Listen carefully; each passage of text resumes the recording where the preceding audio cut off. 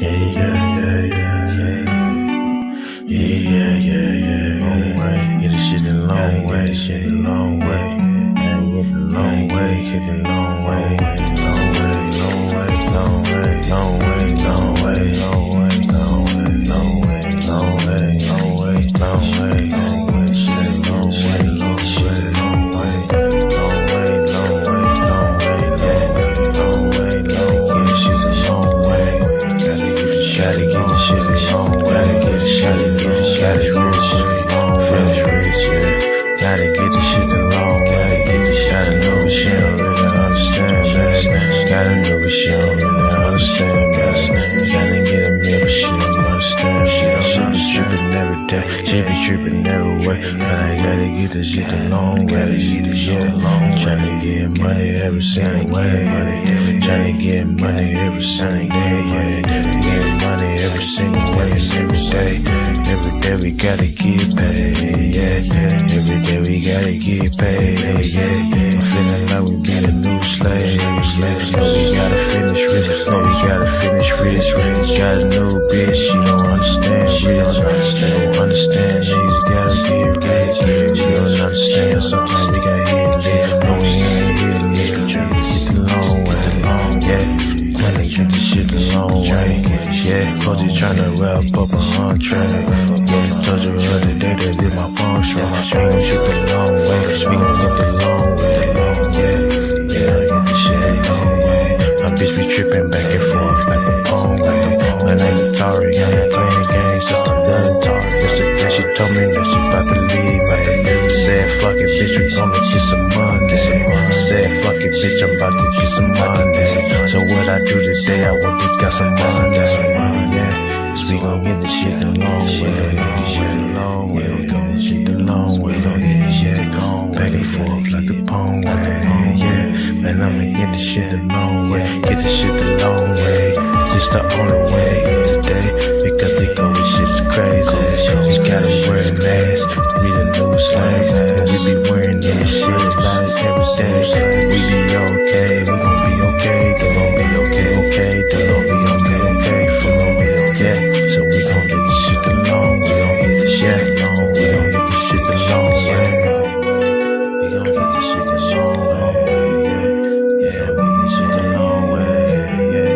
Cause we gon' be okay, we gon' be okay, yeah. We gon' get the long way, yeah. Hello, everybody. Hello. Let me remove this. Welcome to another edition of Savings Minus Debt. I'm your host, LJ Young, the founder of SMD. What's up, Nick, Aaron, Andre? What's going on? What's up, Omanike? Anyway, welcome. You probably, if you're new here, probably thinking, what do I do? All right. SMD helps you own yourself. All right. And how do I do that? By sharing my gift. My gift is that I know that there's a psychological piece to capitalism. This is something that millions of people obviously do not know, right? And then once you know, once I've discovered this gift, which it is, I realized that currency really doesn't exist. It's you guys, debt slaves. It's you. And you're probably thinking, well, who's a debt slave? Debt slaves are people that believe they own things with no money of their own, right?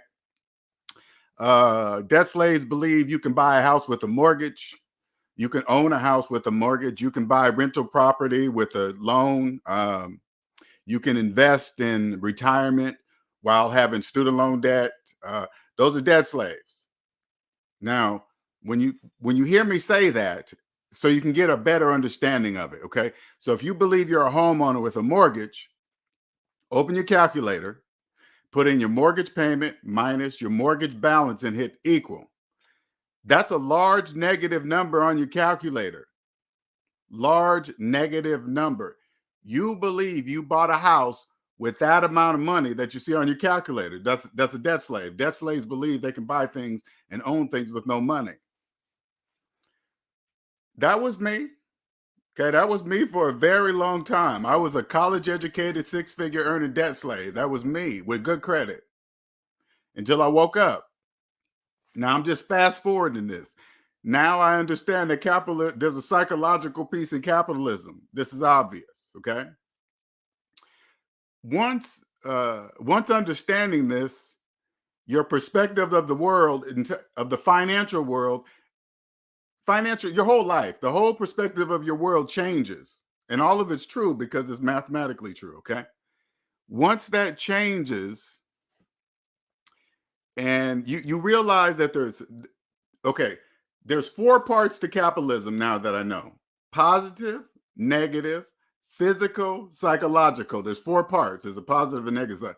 Once you understand this, and then you realize there's a psychological piece, and then you come on the positive side of the economy. You come on the positive side, and then you turn around, and then you see things differently. You see things, oh, that's why you can go to prison for tax evasion. Oh, okay. So that's why you don't do that. Not only, listen, when you commit tax evasion, not only is it a felony because you're cheating, more importantly, you're cheating yourself. When you cheat on your taxes, you're really cheating on yourself. But you don't know that when you're on the negative side of the economy. You don't know that. So you just think, oh, taxes are bad. They're evil. They're keeping everybody down. No. They only keep down people who finance taxes. Like when you go finance a car, you're financing it because you don't have the money to buy it. So since you don't have the money for the car, you don't have the money for the taxes. So you're financing the taxes too. That's why you guys think taxes are bad. That's why. Okay. And I'm not even saying anything rocket science. I'm just pointing out something to you. I'm not here to convince you of anything. I want to make sure everybody understands this, okay? I don't convince anybody of the calculator. If you don't believe the calculator, that's your problem. I'm leaving. I'm walking away. Okay, I'm not doing any of that. I'm not, hey, please believe the calculator. Oh, come on, please trust. No, I'm not doing none of that. Okay? Once all your friends, everybody's going to change because debt slaves don't know what they're doing. They don't know they are the currency. They're the 401k. They're the 401k plans. They're the Roth IRAs after tax, before taxes. You guys are the taxes. Debt slaves is you. That's why you don't cheat on your taxes, because it's you.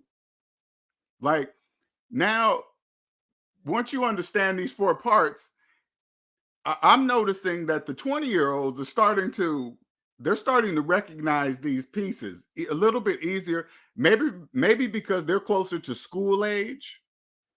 Now, to them, they really, when you're in your 20s, you think you've been out of grade school for a long, long time, but you still not really are. So I think that's why you guys are coming in. And when you come across this, put it this way, when you come across this information to SMD in your 20s, and this is what I'm finding, okay? You guys know you guys are about to kill the financial game. You guys are about to kill it. You know you're about to kill it, okay? And this is what I make all the young 20-year-olds promise me.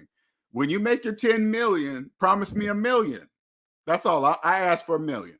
All right. Now you hear the average person that comes watch this video, they're probably thinking, what the hell is he talking about? What does that mean? But the young people, they'll be like, oh yeah, that'll be easy. That's nothing. You won't be saying, oh my God, $1 million. Even when you see professional football contracts and you see these millions of dollars, you think it's a lot of money because you're in debt slave. That's why you guys think pro athletes make a lot of money, because you have no money, because it's you. That's why you guys think that. But you guys don't take a step back. You guys keep forgetting professional athletes are employees. Do you understand? Somebody pays them. The person that pays them is the person that makes the real money.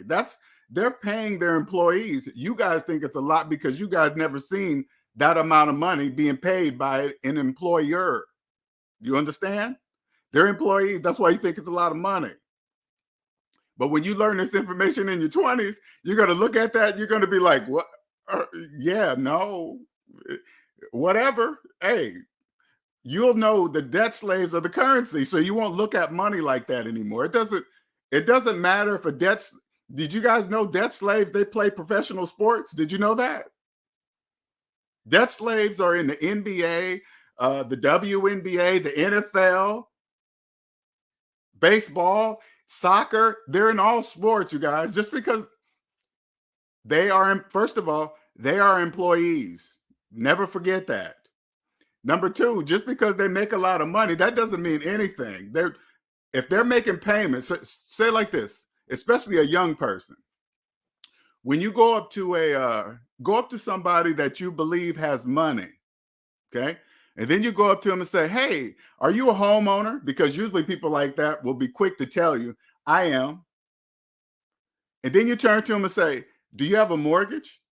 And then when they say yes, I want you to stop at that moment and think, that person obviously doesn't know that they're not a homeowner because they're calling themselves one when it's not mathematically true. You're not a homeowner if you have a mortgage, but if you're calling yourself one, that means you don't know. You don't know that you're not because you're saying it out loud in public. I'm a homeowner. I have equity. Equity in what? You can't have equity in a mortgage. Who told you that? The bank? Did the bank tell you that? Maybe all your friends and your family told you that. That is not true. Okay? Don't ever listen. There are people like me that walk amongst you guys. You guys don't know what you're saying. Okay? Once you come on this side of it, I've learned to shut that out, okay? Because you guys just jibber jabber all day about financing, how to invest in retirement, who to see, this CPA, that person's the lawyer. You don't know if you're talking. Listen, all these professionals, unless you can see their personal credit report, you guys don't know nothing. If you're getting financial advice from a certified accountant or something, or a lawyer or something like that, that's involved in taxes and accounting, and they're in personal debt, they're giving you information from the negative side of capitalism because that's the only view that they can have. You guys don't know if you guys are getting financial advice from a person that has 20-year-old student loan debt and has debt in collections, and they're selling you financial advice. No, you don't do that. No, no. You don't listen to a professional talk about their investing and then you turn to them and say, "Do you got a mortgage?" Yeah, you can't invest when you have a mortgage. You can't do that. Who said that? Who told you that? Who told you can invest while you have a mortgage? You can't do that.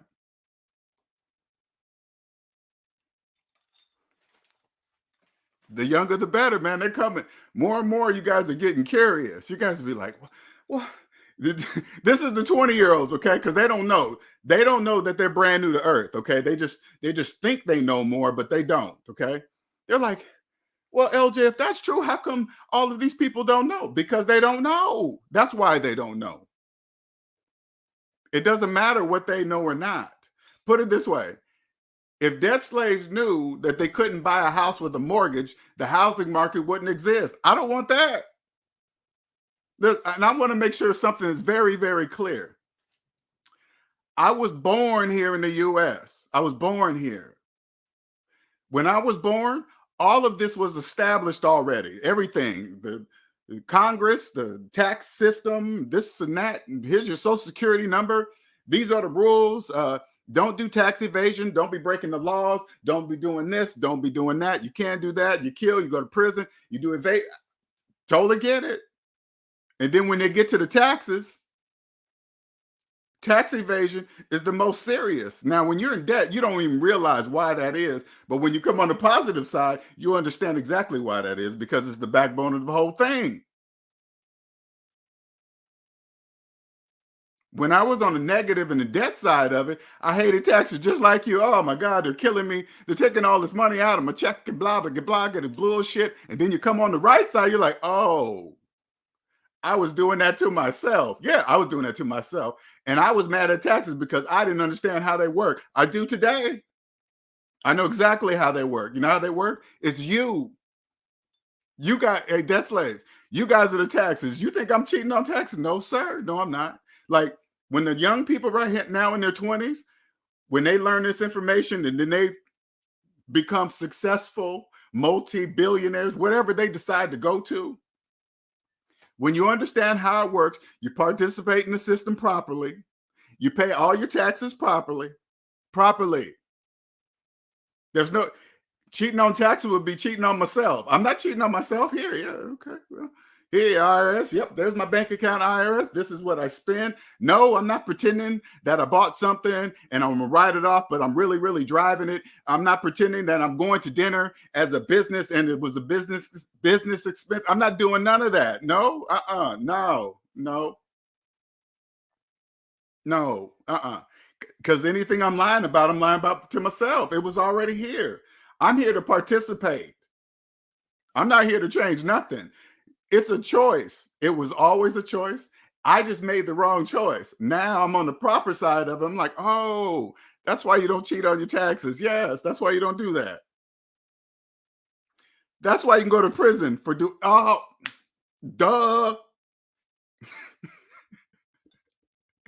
You mean it's almost like this.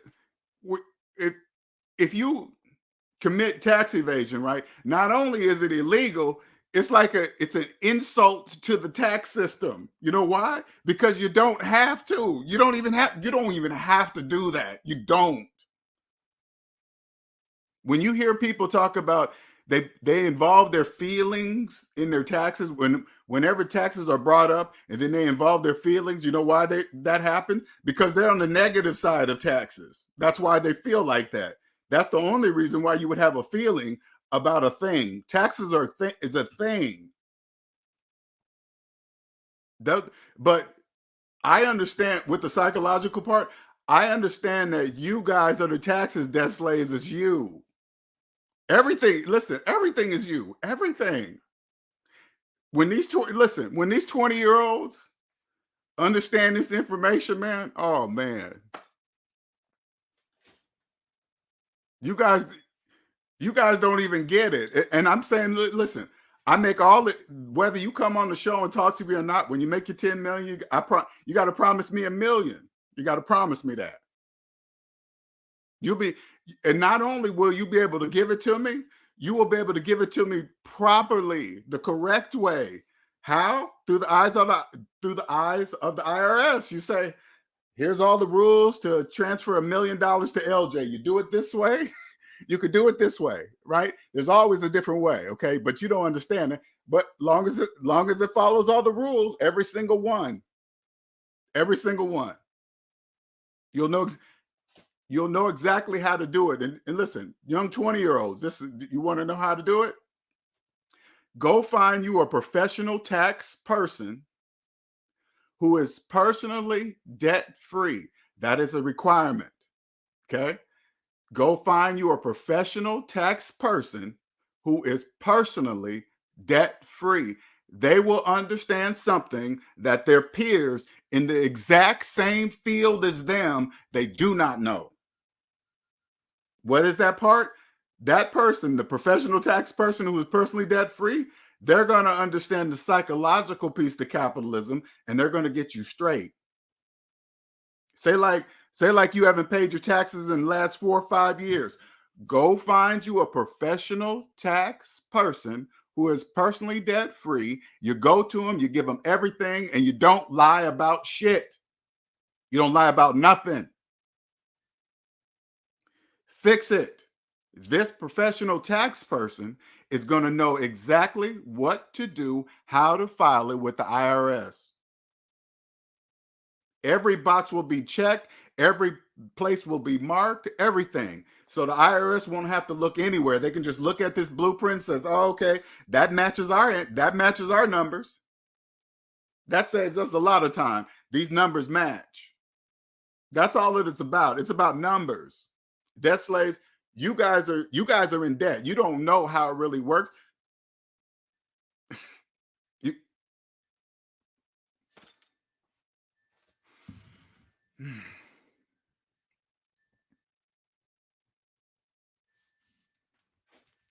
It just keeps, and the reason why I stopped like that, because that was me. Sometimes I'll think back at myself and I'll be like, damn, I could have, you know how much time I could have saved myself? Oh man.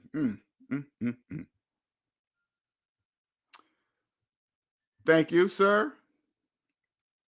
What's up, every day? LJ, your common sense approach is unmatched. Thank you so much for the excellent consultation. You are welcome. You gave me the courage to finally pull my own credit report for the first time in my life. Okay. Wow, that's right. I remember that. I feel empowered by the information and ready to map out a plan for building wealth. Yes. I always try to tell people,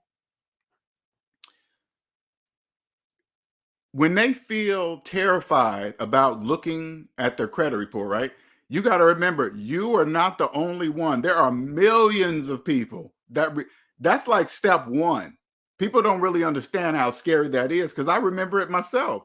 I didn't really want to know how much debt I was in when I first got out of debt, because you just walk through life kind of having a guess, which is wrong, because that's the price of your freedom. When you don't know how much debt you're in, that's the cost of you to be free. But I didn't know that until I became free. Now that I'm free, I'm like, oh shit, I could have been got out of that. If I didn't finance cars and clothes and went on vacation, thought I was investing in retirement and the stock market while I was in debt, you can't do none of that. You can't do nothing. Nothing.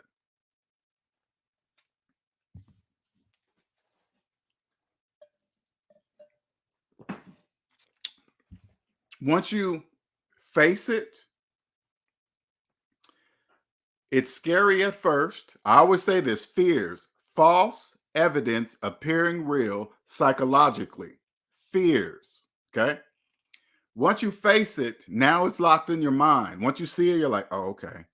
Now I know this is a very important part of the process.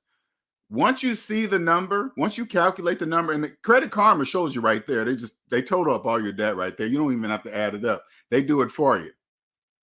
Once you see it, now it's locked in your mind.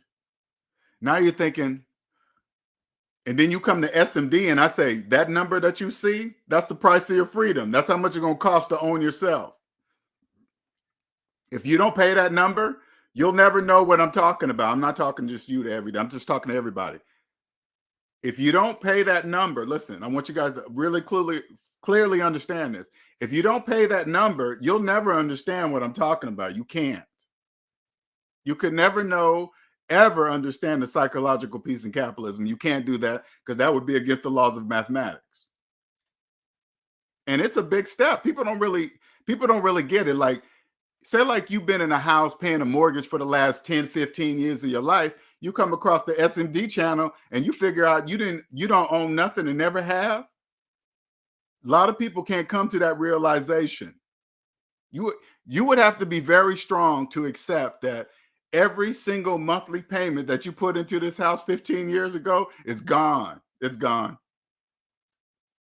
Because that's saying 15 years, that's without refinancing once. Many of debt slaves, you guys don't do that. You guys refinance a 15-year period. You probably refinance 3 or 4 times up within that period. Done. Toast. That's a hard realization to say, I've been in this house this long and I don't own nothing. Nope. Sure don't. Don't own nothing. What about that car outside? Nope. What about all the money that I've been investing into my retirement? No. How would you doing that?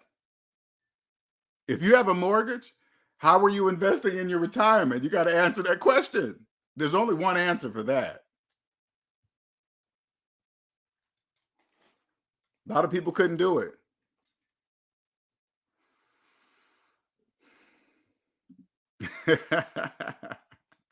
A lot of people like that. That's crazy. I don't know why. That's something I naturally. What's up, Malika? Wanted to make an appearance. Since I'm still at work, I will catch the replay. Okay, cool. What's up, Poindexter? Young villain. Glad I found you, SMD. Made me prioritize debt and understand how to read financial situations. You are welcome. Hey, man. The 20-year-olds, the 30-year-olds, congratulations. Congratulations. That's why, hey, you guys see me. You guys see why I'm going so hard? Because I'm 53. I just turned 53 yesterday, right? My foot's to the floor, baby. I ain't got time. I ain't got time. I ain't got time for nothing. I got multi-millions to make. This way. I'm not even hearing any of that. Nothing.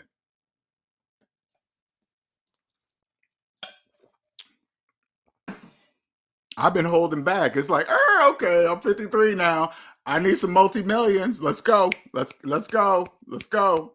20-year-olds, 30-year-olds, you guys got time, but I couldn't even imagine my life if I had this information in my 20s. You guys don't even understand. You don't even get it. Nobody. SMD, like who? The Star Trek fans, okay? Anybody a fan of Star Trek, right? I was always Star. You know, when they stepped on the thing to teleport to planets and stuff, SMD is like that in the finance game, okay?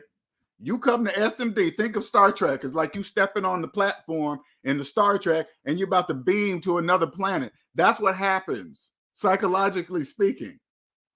Once you understand the psychological piece to capitalism, you beam to another planet. You're still on the same planet. Put it this way. You beam to a different perspective of how it works. You see everything different, especially when it comes to taxes and interest rates and the bank, this and that, and student loans. You say, oh, okay. Oh, gotcha. Oh, that's why that is that. Oh, that's okay. So you guys do that and it makes them do that. Oh, okay. I just sit back and watch. You guys really don't even get it. It's absolutely amazing. It's amazing. It's absolutely amazing just to watch the news. Like sometimes I watch the news and somebody important will say something, and then I just turn to watch you guys to see how you guys respond to what that person said. Like right now, they're talking about recession. The feds are hiking interest rates and all this stuff. So when I listen to that stuff, because those are words, okay? So when I hear those words and then I watch and then I type those words inside of YouTube, all of you guys are making thousands of videos talking about a recession. You guys have no idea. Listen, you guys have no idea what you're talking about. Now, if you're using the word recession and you don't know how much debt you're in, like if you can think of the word recession and then think about down to the exact dollar of how much debt you're in. If you don't know that answer, you don't know what recession means, okay? Because you don't even own yourself. People that put it this way. When you understand the psychological part in capitalism, you understand that credit reports are owner ledgers. That's what those are. That's a place where they keep track of you, debt slaves, of all the businesses that own you and who you owe money to. That's how they keep track of you guys. So while you guys are so focused on the credit score, which you guys are just focused on, you guys don't realize you have to stay in debt with the businesses on your credit report to receive that credit score. It's like a triangle. Everything's the triangle. You got to stay in debt with the businesses to keep the credit score. Do you understand? The credit score is not free. But every time I get a flashback when that was me, just, hey, what's your credit score? Oh, mine's a 730. Mine's a 850. You know, the highest you can go is 850. It's like, oh my God, you have no idea what you're talking about. To the feds, right? Recession, you guys, you don't even know what that means if you don't know how much debt you're in. Like equity, anything. Listen, any word that is used in reference to finances is positive and negative. Okay, there's positive and negative. So when you hear compound interest, right? Now I don't know what goes through your minds, but I understand that compound interest is positive and negative. Like here's an example of it.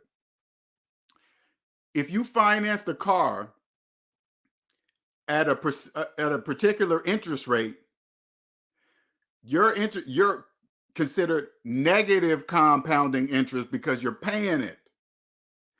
The bank is receiving it, so they're receiving positive compound interest because they're receiving what you're paying. So you're doing negative compound interest. The bank is getting positive compound interest. Same thing with the word equity. That's a bank thing. That's a bank word. That's business. That's a business word. That doesn't mean anything because you can't own equity in a mortgage. You can't do that. So if you believe you own equity, whatever that is, hey, whatever the bank does, congratulations. They are absolutely brilliant because you guys really don't understand. That must have took a long time. But anyway, if you guys believe that, that's your problem. But it doesn't mean anything. I do be, man, when I be talking about this, man, I be having flashbacks. I was step back when I remember waiting at a car lot for like 6 hours to finance a car. Oh, let me tell you something. You guys in your 20s, listen. Don't you ever go on a car lot and stay on a car lot for 6 to 7 hours to finance one car. Don't ever do that. You know how much you are trading the time of your life to finance a depreciating object with interest. It don't take 7 hours to buy a car. When you have cash, you walk up, drop the cash, you are in and out in 30 minutes.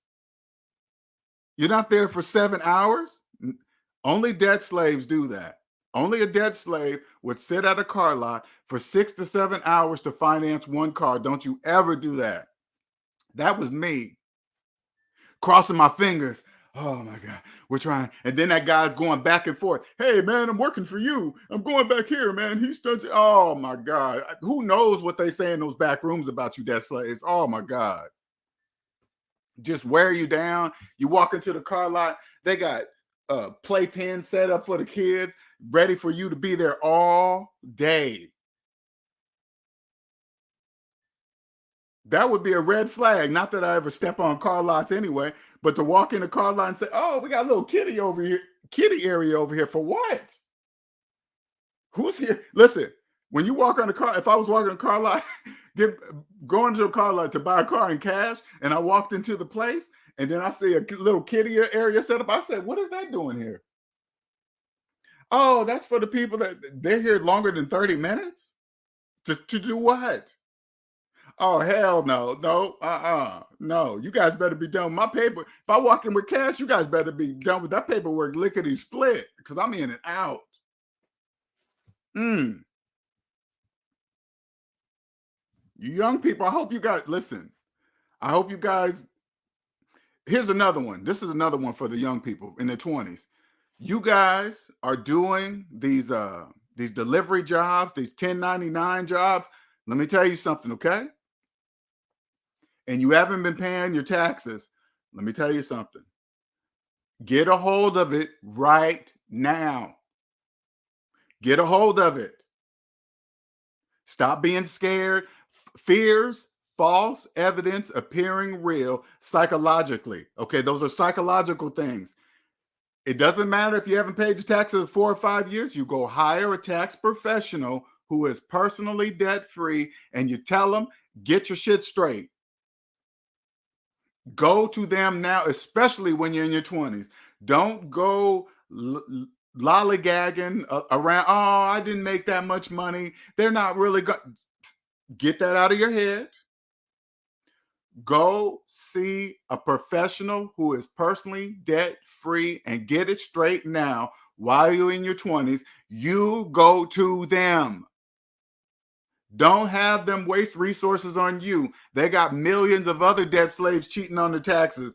If you're doing it properly, they won't have to waste resources with you. Take care of it in your 20s and never do it again. Ever. Don't ever do it again. Take care of it now. They've extended this 10 years. Don't make all this money delivering shit, not paying your taxes, and then thinking you're just going to move on with your life, with your family, and a new job, a steady job. No, no. Don't do that. Don't do that.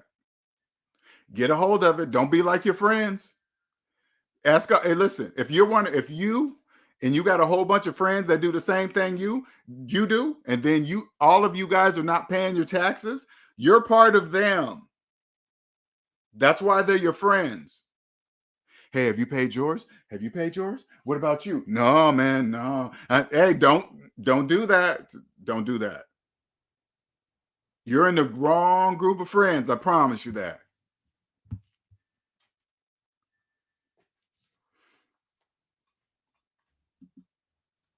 I heard an interview on Vlad TV. Matthew Knowles said, at this point in his life, he doesn't want to own anything. Can you explain what he mean by that? This is what he means, okay?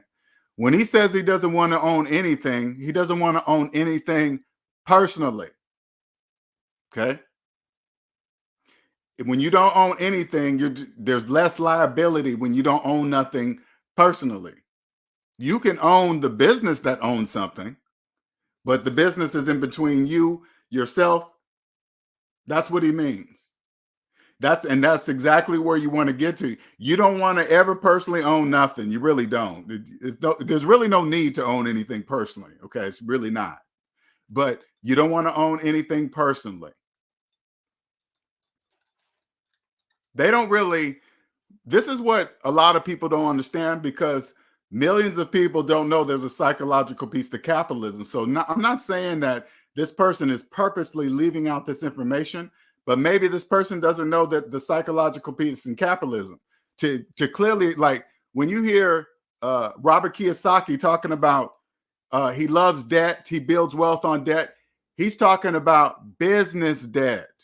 He's not talking about personal debt. Debt slaves do not know the difference between business debt and personal debt. They don't know the difference. So if a debt slave hears Robert Kiyosaki, oh, Robert Kiyosaki does it on debt, then I'm going to do it on debt. Well, the only problem is Robert's talking about business debt. The average person goes and grabs personal debt and tries to do the same thing Robert does, and they fail miserably.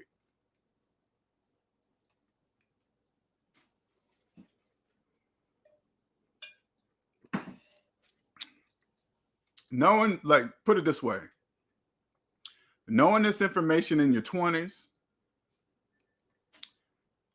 nobody will ever be able to financially fool you ever again, ever.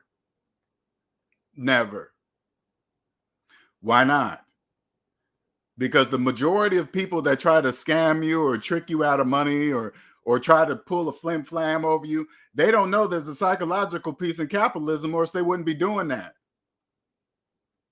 When you don't know that there's a psychological piece in capitalism, they don't know what not to do. They don't know what not to say, because they don't know this part exists. That's why they're doing that. That's why when people scam you, those are usually debt slaves that just know just a little bit more than regular debt slaves. Like when you see somebody have money and then they tell you that you can invest while having student loan debt. No, you can't. You can't do that. Now, if the person knew that there was a psychological piece to capitalism, he would have known, or he or she would have known not to say such a thing, because that's not true. You cannot invest in anything while having student loan debt. If you have student loan debt, you haven't invested in yourself. Do you understand? If you have student loan debt and you're talking about investing, that's where you're going wrong, because you have student loan debt. You haven't invested in yourself yet. You're not going to be able to invest in something outside of yourself better if you haven't invested in yourself first. That's not true. That's the psychological part to capitalism. See what I'm saying? That's why you'll never be fooled by that. You'll know exactly who to, put it this way, you'll know exactly who to pick for your taxes, your business taxes, your life insurance choices, your accounting, your CPAs. You'll know exactly who to pick. Anything to do with money, you'll know exactly who to pick. Those people in those areas must be personally debt free. That is a requirement. It doesn't matter if they fucking understand it or not. It doesn't matter. It doesn't matter who told you that. It doesn't matter. You just leave. They obviously don't know. If they're especially listen, if you have a professional person with money and they even have the audacity to start arguing with you about it, you just leave. No, I'm not arguing with no debt slaves. No, I'm not doing that. Mm-mm. If you start people in their 20s, if you argue with a debt slave, you become a debt slave. You don't argue with debt slaves. They don't know what they're talking about. If they believe they can invest while having student loan debt, you leave them be. You let them do it. You let them do that. That's all part of the system. That's what they're supposed to do. It doesn't matter. I don't care if they do it or not. They're just on the wrong side. I don't care. When you understand, listen. When you understand how it works, you play according to the rules and the laws. You do it properly. There is no misunderstanding. This was in place already when I was born. Capitalism was here. So if capitalism was here, so was the psychological part. I just didn't know that part yet. Now that I do, I'm like, oh shit, I was just on the wrong side. Yeah, okay, this is what you do. Okay. This is why you pay your taxes the way you're supposed to, because it's them, it's you. Everything is you guys, debt slaves, everything. If you're a person that like sometimes I'll go in some rooms, some YouTube channels, like on some lives, and all I see in the chats, how do I avoid taxes? What about taxes? Taxes. That's all you guys talk about, taxes. Like, damn. Your biggest focus fear is the wrong thing. How do I get away? You know how you do that? First, you got to own yourself. You can't, listen, I'm going to just put it bluntly, debt slave, so you guys know. If you're in debt, you can't save taxes on anything. Nothing. It doesn't matter if you invest in retirement. It doesn't matter if you used a coupon to reduce the money on this thing and you pay less. It doesn't matter. You guys don't save taxes on anything because you guys are the taxes. It's you. You're the taxes. You have no money to listen. You guys have no money to buy nothing. And then when you're in your 20s and you really understand, listen, 20-year-olds, 20s, 30s, when you really understand that debt slaves are the currency, you're going to kill the game. You're going to kill whatever you decide to open up. This is what I strongly suggest before I do it, okay? My vision is this: to open a tax law firm, but with only lawyers who are personally debt-free in my law firm that understand the psychological part in capitalism. And then I'll move to an accounting firm and do the exact same thing. The only people that can work in my firm understands that there's a psychological piece to capital. Do you know how much I'm going to kill it? I'm going to kill it. They're going to say, are you a lawyer? No, I'm not a lawyer, but I got a whole bunch of lawyers working right there. There they go. Are you an accountant? No, not at all. But I got a whole bunch of them right here.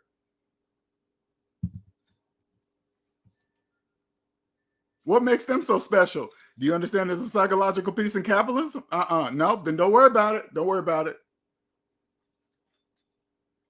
They're going to be killing the game. Killing the game. Man, if I had owned myself in my 20s, dating life would have been easy. Friends, relationships, it would have been so easy. So easy. Probably thinking, hey, Linnell, I meet a woman in my 20s. Hey, you want to have a relationship? Yeah, sure. Are you debt free? No, then no. Why not, LJ? Because I don't date people that don't own themselves. That's what I would say. Why don't you want to be with me? Because your phone is financed. That's why I don't want to be with you. Hey, LJ, how come you don't want to date me? Because you're making car payments. That's why. Is there any other way I can explain it? Linnell, we should get together and maybe have a baby. Baby, you have student loan debt. You have no money for a baby. What are you talking about? Oh, Linnell, you're such a prick and asshole. Hey, whatever. I don't care what you think. They would think that. Oh, he think he's all this and that. Yep, I sure do. Yes, I do. Oh, you think you're this and that? I think all that. You know why I think that? Because you're saying it. I'm not saying anything.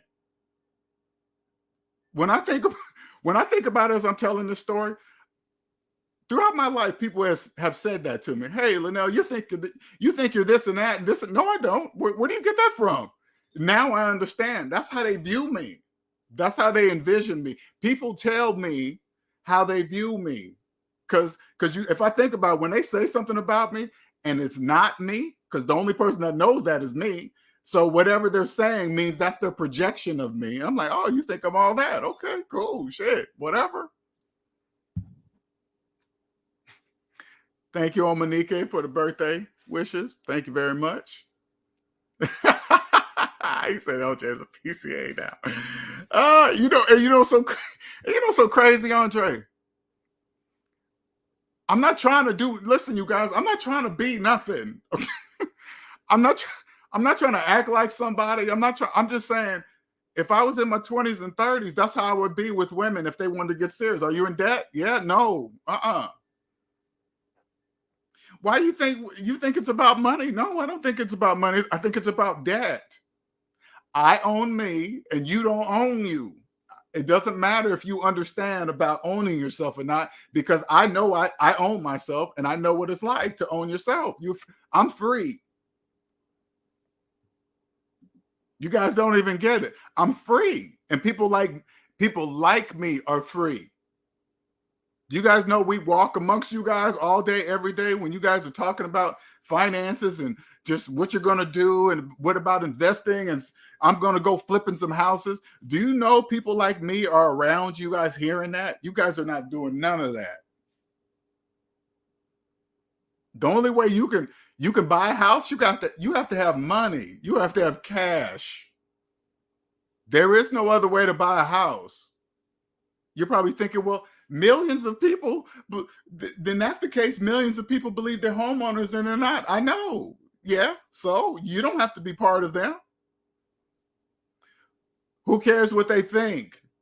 Who cares what they say? Who cares? It doesn't matter if they listen. Like when people tell you, 20-year-olds, listen closely. When they tell you about like a house hack, hey, you buy a townhouse, you live in one side, and the renter lives on the other, and the renter's paying. Don't fall for that. Don't. That's a program for debt slaves to do that because they think that.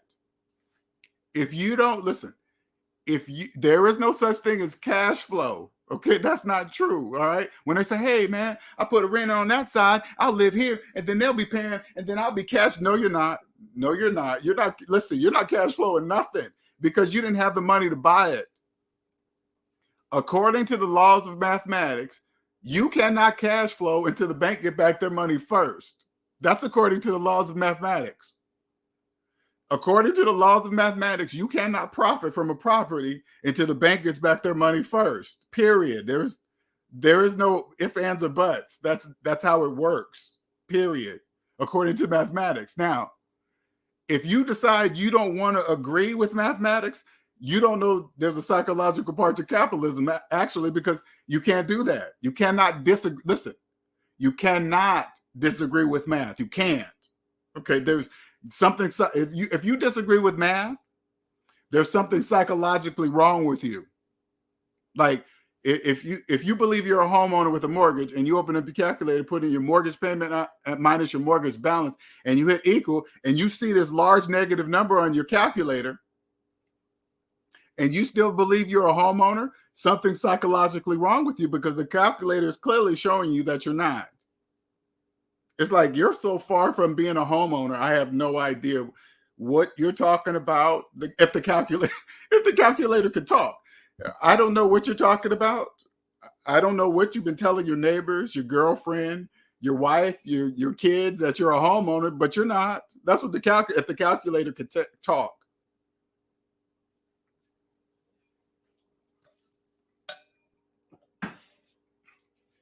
People in your 20s, the first thing you guys do when you go out to socialize, you guys always talk about whose career is what. What do you do? What do you do? What do you do? That means, do you guys know somebody's career means nothing? That doesn't mean anything. Half the people with careers, college degrees, they're in student loan debt. It doesn't matter.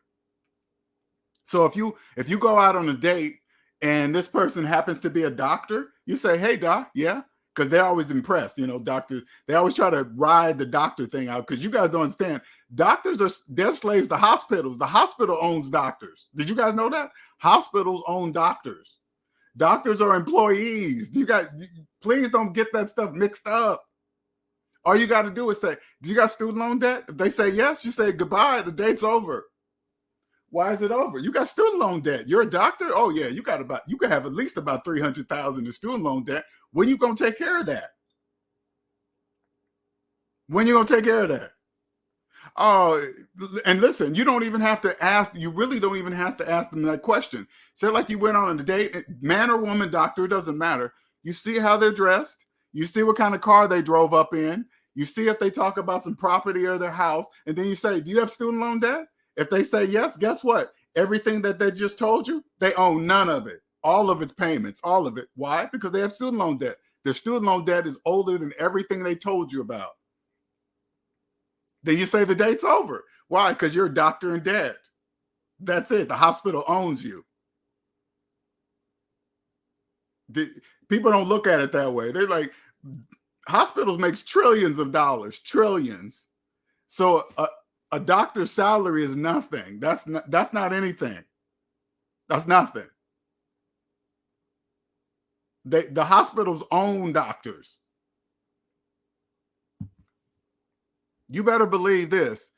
When somebody becomes a doctor and they're debt free, because that's the first thing. That's the first thing hospitals.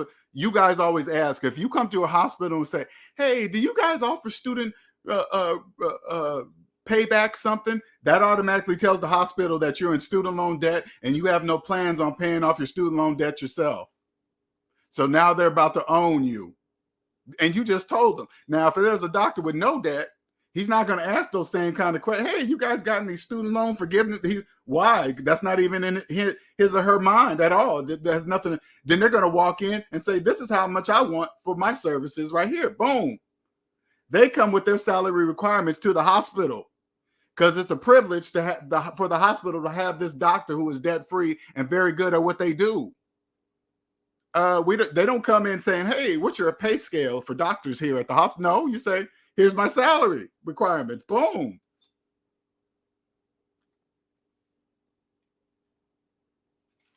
Appreciate all the happy birthdays. Thank you. Thank you. It's you, debt slave. I don't know, Andre. They might get you in a fight. LJ's the PCA now. Exactly. Flipping the bank's house. All the bank. Oh man, you guys just don't know. Just don't know.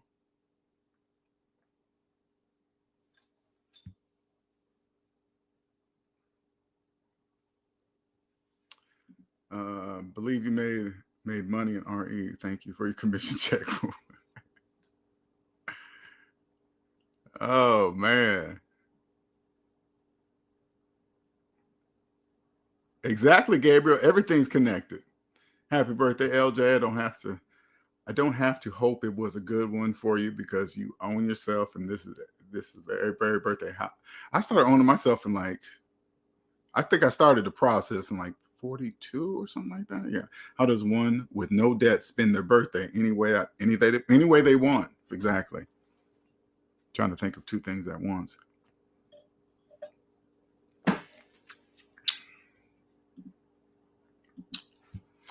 Dr. Thunder says, talking about debt with family and friends is a good way That is so true. And that's I'm glad you brought that up. when you finally understand that there's a psychological piece to capitalism, you're going to have to pick and choose who you talk to this about. Okay, if you want them to remain in your life, because a debt slave is going to take it wrong. They're going to take it as you're trying to be better than them, talk down to them. You're better, and then you're going to lose them. Okay, now if you want them to be in your life, because once you understand there's a psychological piece, you're not going to really hang around people that always talk about debt, taxes, politics. It's always pointing at somebody else's. It's their fault. They did it. The Democrats, the Republicans, this, that. It's the taxman, it's the mayor. They always point. You're not going to really want to hang around people like that because they don't know it's them. They're in debt. The reason why their perspective of the economy is like that, because they're in the negative side of it. They're in debt. They don't even own themselves. That's why it's like that. Like here's another example when you understand this. When they jack gas prices up, when you're on the positive side of the economy and you understand there's a psychological piece, high gas prices are more like okay, put it this way. If I pull up to the gas, when the gas prices were skyrocketing, I pull up to the pump and then I see the price, I just go, I wonder how high it's going to get. That's what I say to myself. I say, I wonder how high it's never, or I say something like, wow, it's never gotten that high before. That's what I say. I wonder how long it's going to be like that. Now, when you're a debt slave, upside down in your car, gap insurance, multiple credit card payments, rims, you finance your stereo system, and the only way you can pay for gas is with a credit card. When you pull up to the gas pump and see a high gas price, it's very high to you. But you don't know it's not really the gas price, it's you. It's you. If you pull up to the gas pump and you're making $1,000 a month payments on a Charger that gets about 8 miles to the gallon, and you look at it and say, whoa, those gas prices are high. They're not high. That's you. You're high. You must be high if you think it's the gas prices and you're making $1,100, $1,200, $1,500 month payments on a car that gets 8 miles to the gallon. That means you're high, not the gas. It's you. You're high.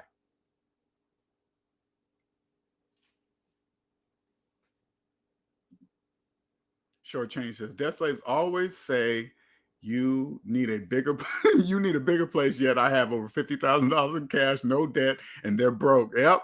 And you know what? Shortchange? You just gotta, I want you guys to, especially if the younger you are, I want you guys to really understand what you're viewing when you hear debt slaves say things like that. You need to get a bigger place, you need to get a better car. You guys need to step back and say, okay, they really don't know what they're saying. You can't take it personally, because debt slaves are the majority. They're always going to be the majority. So you have to figure out a way to not even take it personally. Like, oh my God, you're so stupid.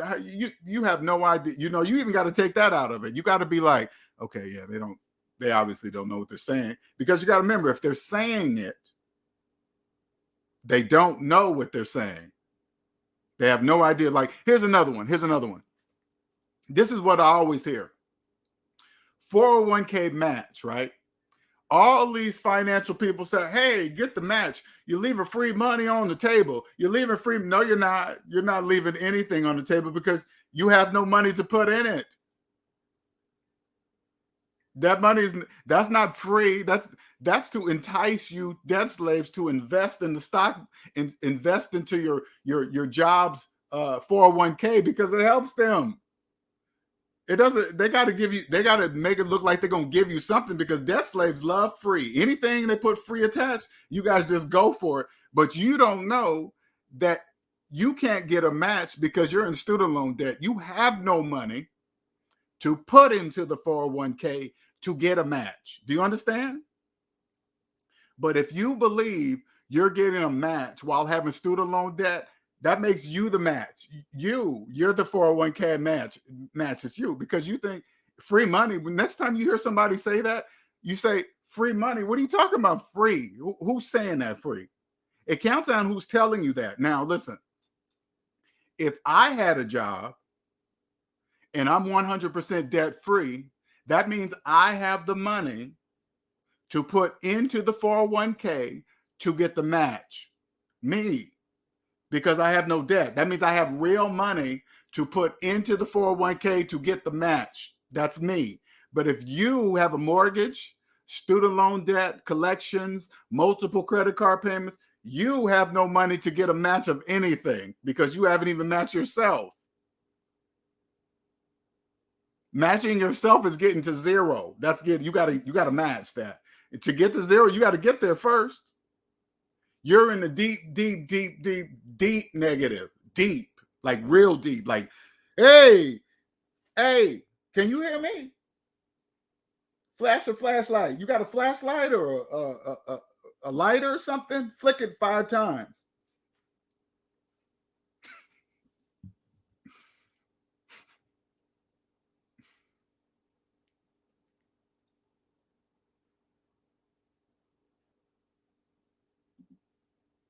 But then she started talking about all the ways debt is needed to get a car and get a house, et cetera, et cetera. I just looked at her and smiled. Exactly. That's all you can do. That's all you can do. You can just go, okay, they don't know. That's what I do. Now, I made, today, this past week, I went to get my beard cut, right? So this time I decided to come in there and do an example using the SMD red notes, right? I said, okay, not only to give me some practice, right? Just to kind of interact and see a person's response. Now, when I did it, it made me, because they didn't really understand what I was doing, right? They just didn't get it, but it's not their fault or anything, right? But I remember when I said, okay, so if you do the calculator, I did the card thing, right? And I say, you do the calculator and you see a large negative number, that means you don't own anything. He's like, yeah, right.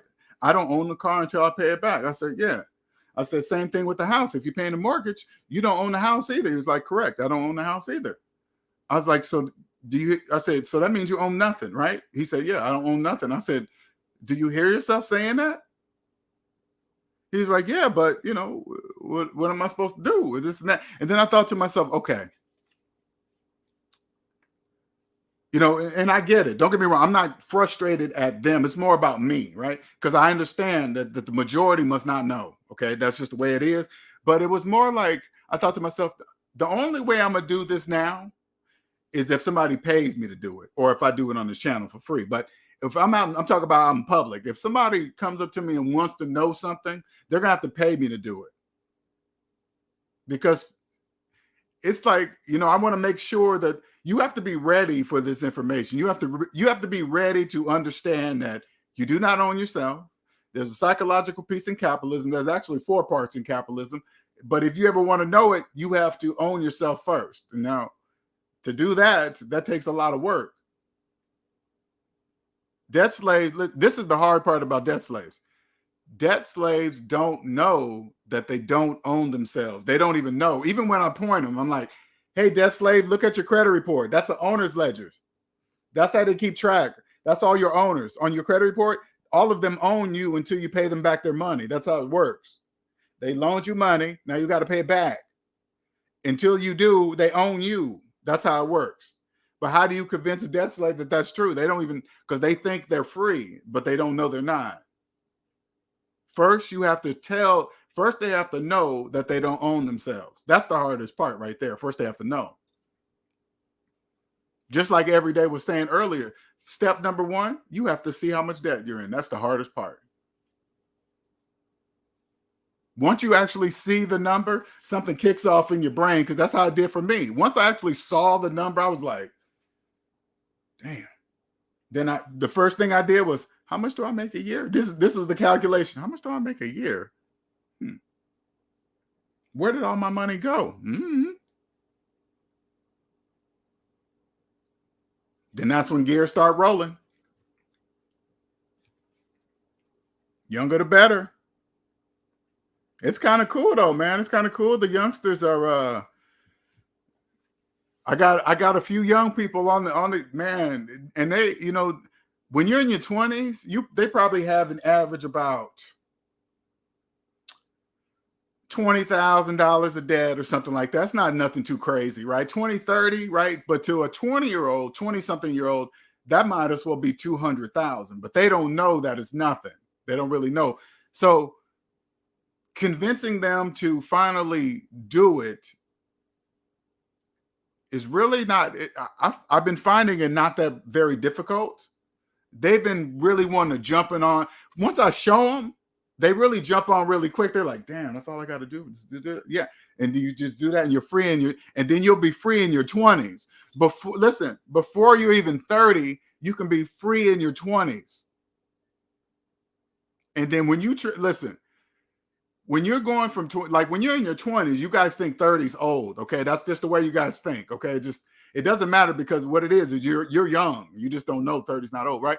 But when you become free in your 20s and then you move to your 30s, oh man, your life is going to be totally different. Totally different. Totally different. So guys are not going to listen to other guys on YouTube and podcasts, other guys telling you what to do with your private parts. You guys won't be listening to them. You'll be like, wait a minute, I'll do with it what I want to do with it. Yeah, exactly. Once you own yourself, that's exactly what you're going to do too. You're not going to listen to people. Hey man, you need to be doing all these girls, man. You need to be hitting this much ass, and you need to have this car and this, that. No, you don't. No, you don't. No, you. Young man, I hope you're listening to me, okay? If you don't own yourself, own yourself. When you own yourself, your whole energy is going to change forever. It's going to change. And women are going to know it. They're going to know your energy. They're not going to know how or why or what you're doing, because you're not going to be looking a certain way. You're not going to be acting a certain way. You're not going to be dressed with certain clothes on. It's going to be you. You are just going to be you, and then they're going to know something's different about you, but they're not going to know that it's because you own yourself, because they never own themselves. People that have never owned themselves, they don't know what that's like. They don't even know that exists. But when you do, oh man, it's different. Everything changes. Everything is different. Everything. You won't care. You won't care. Since debt slaves are the majority, that means the majority of people don't own themselves. So if you ever have a negative opinion come to you from a person that doesn't own themselves, a debt slave, you're not going to care. You're not going to care what they think about you. Then you're not going to care if they say something negative about your clothes or your nose or your head or something. You're going to be like, are you making car payments? Yeah, whatever, debt slave. Whatever. Hey, whatever. Oh, Linnell, look at your shoes. Are you making car payments? Yeah. What about them, debt slave? I pay cash for them. What about them? You're not going to actually say it, but you probably look at a debt slave like that. If they try to say something negative to you, you're gonna look at them like,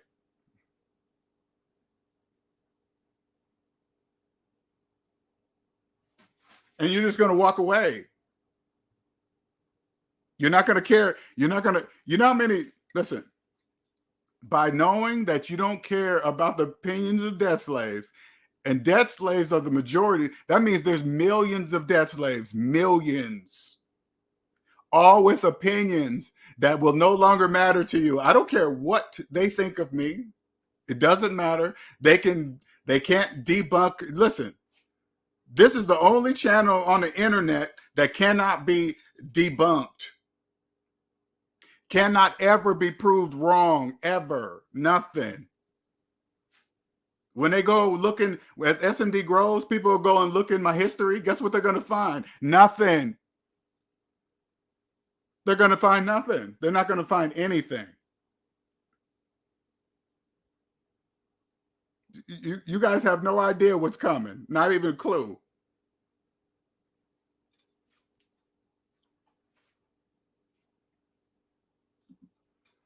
The bank's job is to persuade you into thinking it takes 30 years to pay off a home. Genius. Yep.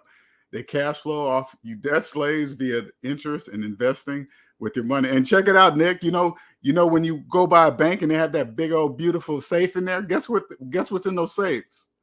It's not money debt slaves, it's you. It's you guys. You guys are in the safes. That's you. All your information and how much you owe them, all that stuff is in there. I know the movies make you seem like they got pallet boards of cash in them safes, and you guys think, oh my God, look how big, fancy that's no, the more valuable information is there. It's you guys.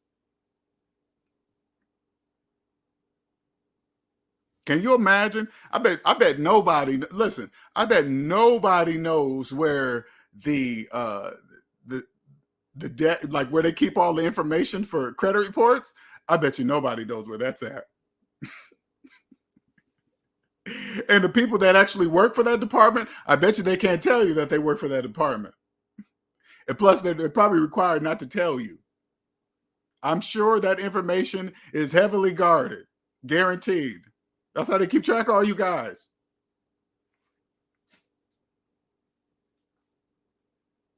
They probably got that in the middle. It's probably out in the middle of the Pacific Ocean, about 20 miles deep. You ain't gonna accidentally come across that. You're not. Can you imagine? I can only imagine the employees that work for those departments or whoever does that, right? I can only imagine the background checks on those people. Woo, I can only imagine the background checks. Oof.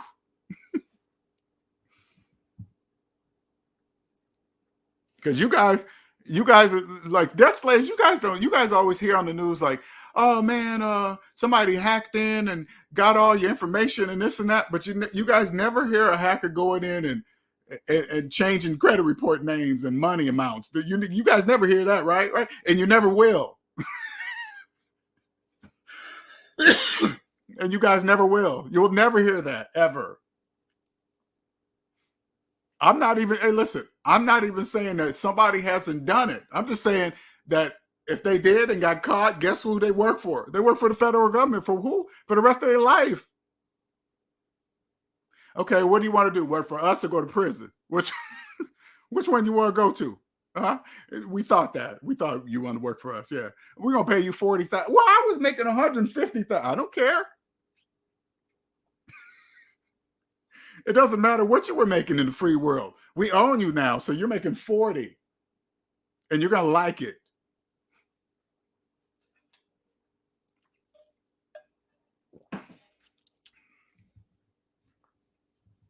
I understand not to do that.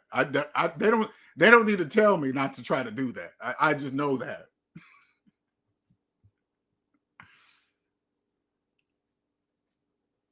So, yep, you better believe it. Every day says, LJ, I want to get a credit card. I want to get a credit card that I will pay off each month to keep my personal bank account secure. Should it be personal? Well, that's what I have now. I have a credit card. I have one credit card in my personal side, and I pay it off at the end of every month. Because I understand credit is a business, so I'm participating because it assists me for security reasons, right? You know, there's a lot of financial thieves and con artists and stealing credit cards information. Well, the bank has trillions of dollars. And that has happened to me a couple times. They get my credit card information. But what you guys don't understand is this, debt slaves. You have a pattern that you guys don't know you have. So when my credit card company looks at my credit history with them, they will clearly see that I'm not a debt slave. They will clearly see that. So if there was a charge made on my credit card and I call them and say, hey, that wasn't me, they're going to believe me because they know by the years of history that I don't do any of that kind of stuff. I don't scam or financial blah, blah, blah. I don't do none of that.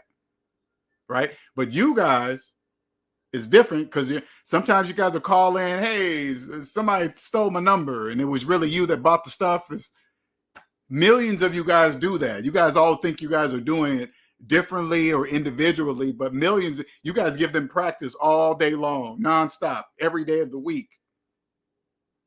You guys have You guys have a pattern, right? So, but if they just get that card, they just get that, not my debit card, because debit card is a bigger hassle. If somebody get that, then you got to go through your bank, and some banks make you get police reports and all this other stuff. The credit card company says, sorry, okay, cool.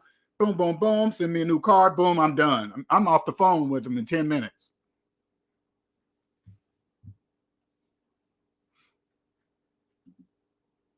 Even with, see, here's another word.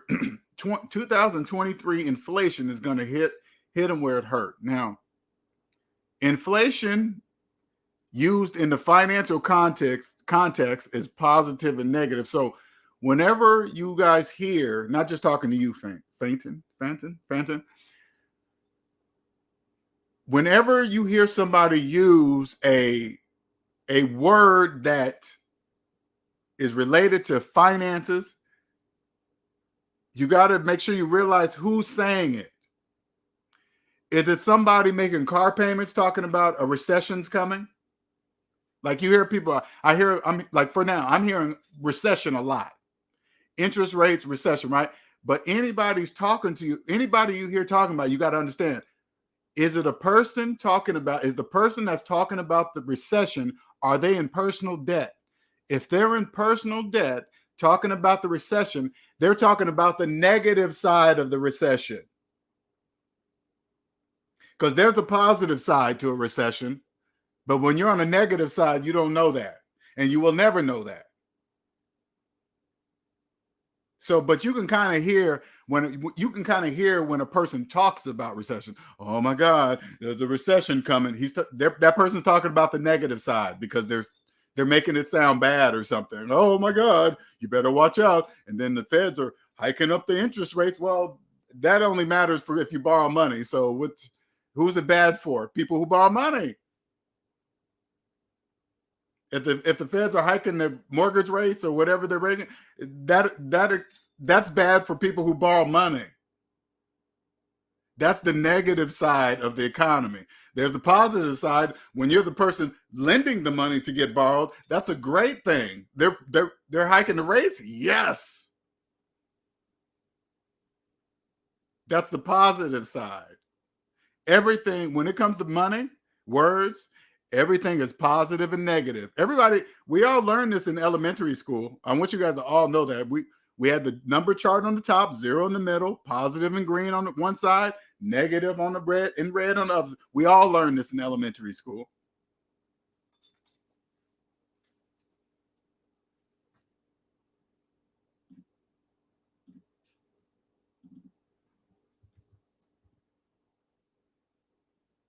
Remember, 20-year-olds, you guys got to promise me $1 million.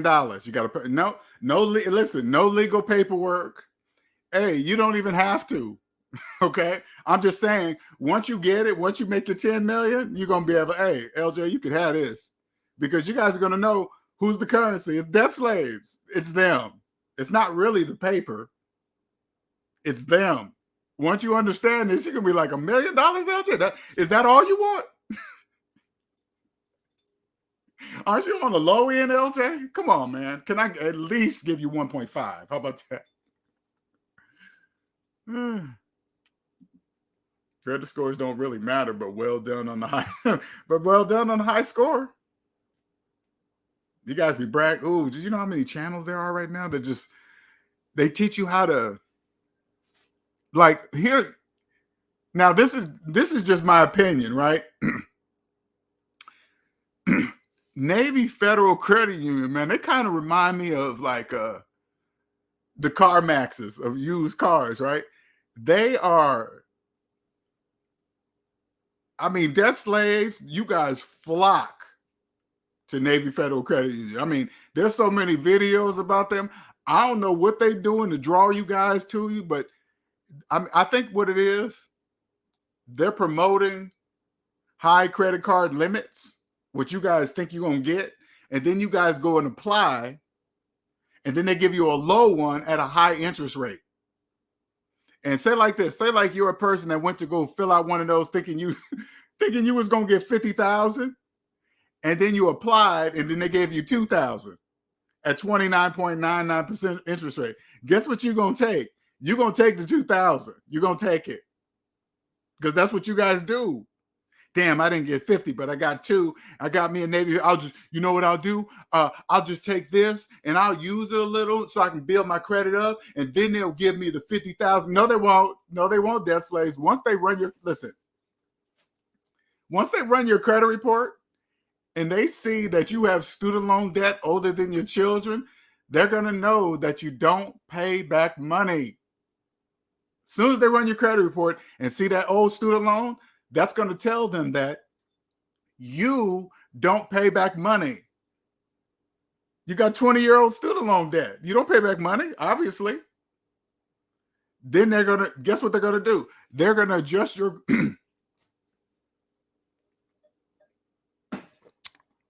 they're going to adjust your interest rate according to what you do to yourself. Oh, shit. 20-year-old student loan debt, 29.999% interest rate. That's what you're going to get. Congratulations, bank. Congratulations.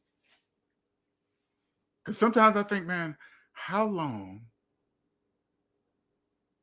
did it take the banks to get debt slaves to believe it takes 30 years to pay off one house? How long did it take to get debt slaves to believe that it takes 84 months to pay off one car? And not only 84 months, which is 7 years, wait on the car lot for 8 hours for the privilege to do it. And then they take pictures and things. Take pictures. Hey, look. Take a picture with the dealer and the brand new chain and ball that they just financed. They taking pictures with the shit.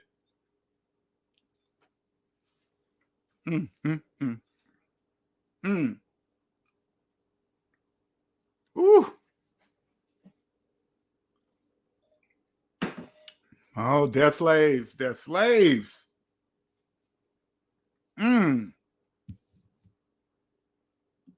I know someone with an 810 credit score, but have $136,000. How do you even find a debt-free financial advisor? LJ, you need to start an investor pro business like Dave Ramsey to make the process easy. Yeah, that part of the process is going to be, you have to have some determination, because the only way to find that out is you're going to have to ask them, are they debt free?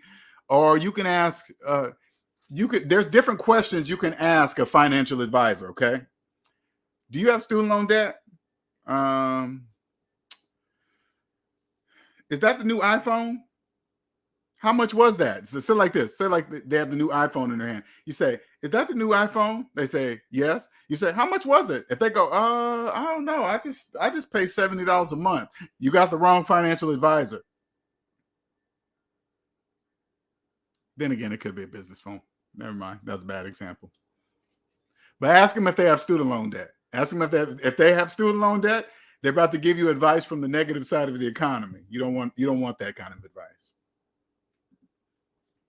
Everybody and their ancestors have Navy Federal. My brother's trying to get some to create an account. Trying to get me to create an account. Oh my God. Navy, hey, listen. Navy Federal, man. You got to remember. Again, it's like CarMax. You guys don't realize the reason why CarMax is so big, because debt slaves finance cars, and they obviously finance high-risk debt slaves, obviously, right? And it works because you guys are the majority, right? But it's a high risk because you guys are going to have that. You guys are not really going to have that car too long, right? Because when they run your credit report,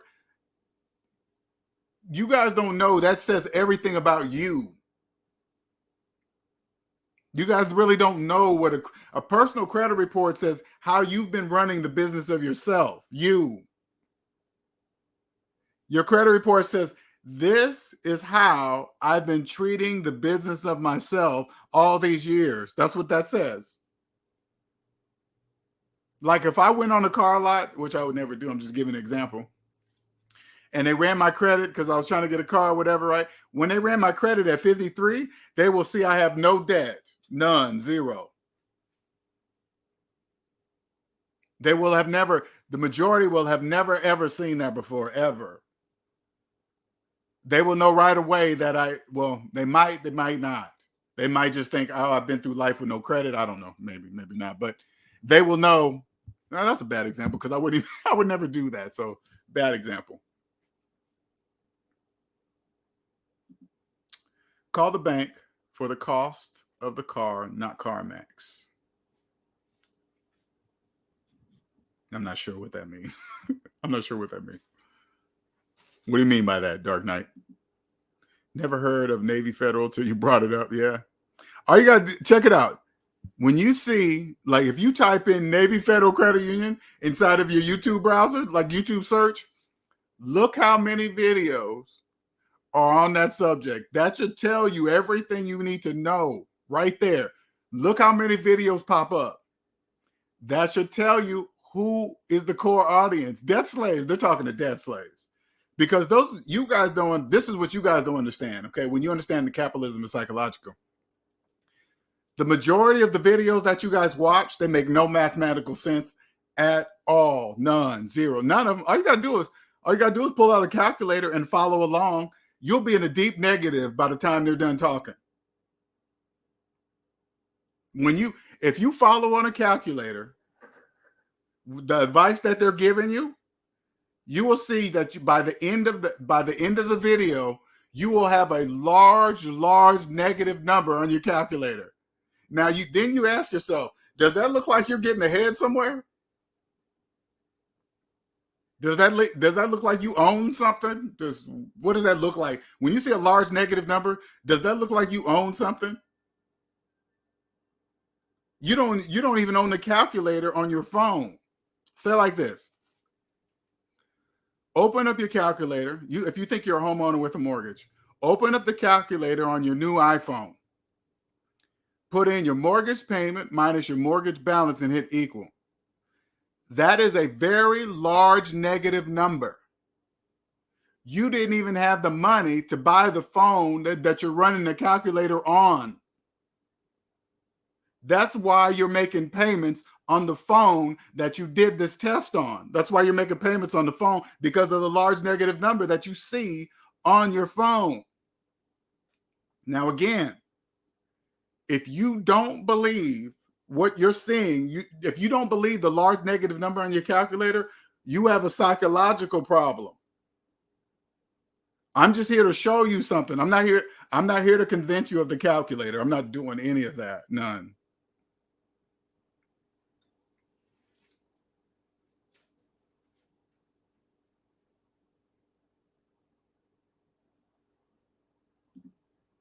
I mean, most people finance their cars not by cash. Most of the prices are CarMax or Kelley Blue Book or cash. I don't know. You guys should see CarMax got football fields of cars. You think that's from people paying cash for cars? No, that's where people financing cars at high interest rates. That's what that is. What if you have more cash money on hand than your credit debt balance? Or what if you have more cash on hand than, according to math, you're not in debt, according to math. And I get that question. That's a good question. People say that. Well, what if you have more? According to math, you're not in debt. But what you are doing is slowly losing your money because you're paying interest on that debt. So if you ran the numbers now and see that you're in debt, or see that you're still in the positive because you have more cash, if you did the same thing next month, if you left the money in there, you would notice that the numbers less on the positive side now. You will see. Like, say like this. So like you had $10,000 in cash and you have $5,000 on a credit card, but you didn't pay the credit card off. And then the next month, right? And then you run the numbers, it'll say positive, 10,000 minus 5,000 equals 5,000. Okay. Now, if next month you did the same thing, you will have paid interest on that. So it's going to be less than 5,000 now. Even though you still have the 10,000 in, even though you had 10,000 in here, it's going to be less. Even if you still have the $10,000 in cash, according to the calculator, that's no longer 10,000. But if you say, yes, it is, I counted out 10,000, that's going to be a psychological problem.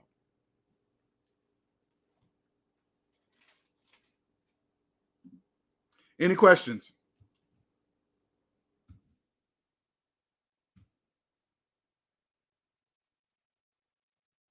Any questions? Are you in your 20s? You want to understand the psychological piece in capitalism? You'll kill the game. Anything. Anything. Your whole life. Everything's going to change.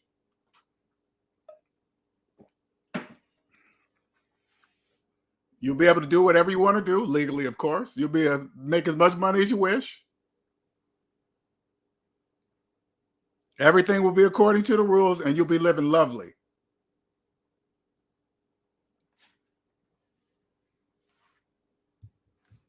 Because I don't want you guys, especially in your 20s, when you start getting closer to like 28, then the next program they start pushing on you. Hey, you should be getting married. You better have some kids. You better get a house. If you're at this age, that's a program. That's a program for debt slaves. Because this is the easiest way. Like if you're a young person and you're getting closer to your 30s and you think you should have some kids, this is what you do. Okay. If you have that, whenever you have that thought in your mind, I want you to log into your bank account, log in, and then whatever the amount is in there, that's how much money you have to raise a kid. Every time that thought comes in your brain, log into your bank account and see how much money you have to raise a kid. That's all you got to do every time. Every time. Just do that. I promise you won't be like the rest of the debt slaves. Hey, well, you never know. Sometimes this stuff happens. No, it won't. When you own yourself, say like you own yourself in your 20s, you won't get to your 30s and have a child with a debt slave. Because you will know that if you have a child with a debt slave, now you are tied to the debt matrix until the child is an adult. And you're not going to tie yourself to a debt slave. Going to court, child support, arguing, fighting. Hey, judge, the judge dictates all your finances. This is what you're going to pay. You better be over here. You better meet there at 5 o'clock every other Tuesday. You won't be part of that. Did you guys know that's a choice? You can choose not to have sex with those type of people. You can choose not to. That'll save you all that stuff. That would have saved me from all that. That was horrible. That's a horrible thing. Don't get me wrong. I understand now that I'm out of it. I understand why the system is in place. I get it.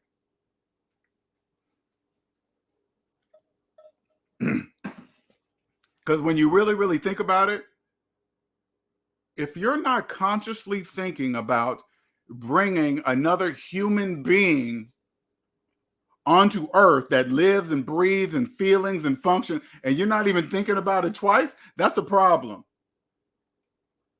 Now, when I was a young man, I wish I had somebody to tell it to me like that. Not even saying that I would have listened. I'm just saying, I wish I would have said, somebody would have just came, hey, man,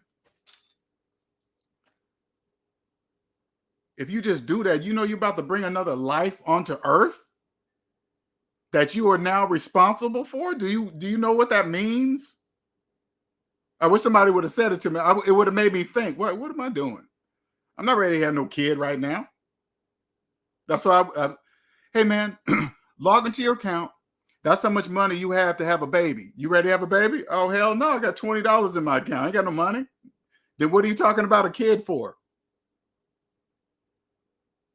I wish somebody would have said that to me. Shout out to Nick for the $19.99 super chat. Thank you, sir.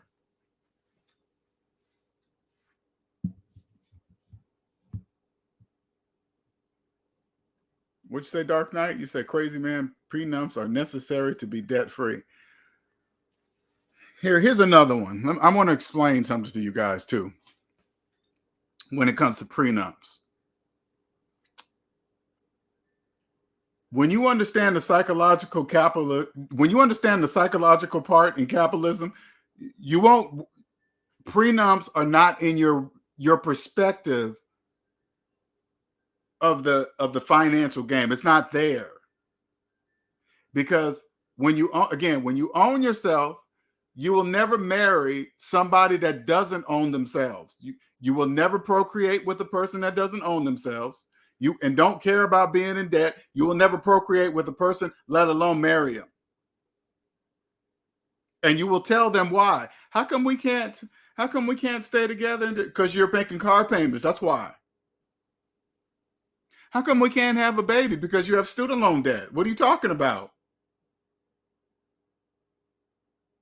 How come we always, I don't like the condom. How come we always got to use a condom? Because you're in debt. I don't want to accidentally get you pregnant. What do you mean? And other diseases.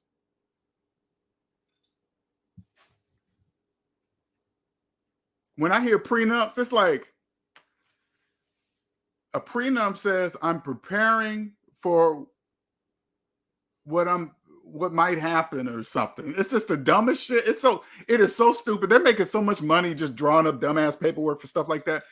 But you're preparing for something that you're envisioning that when you own yourself, that doesn't happen. That just does not happen. I promise you, that doesn't happen.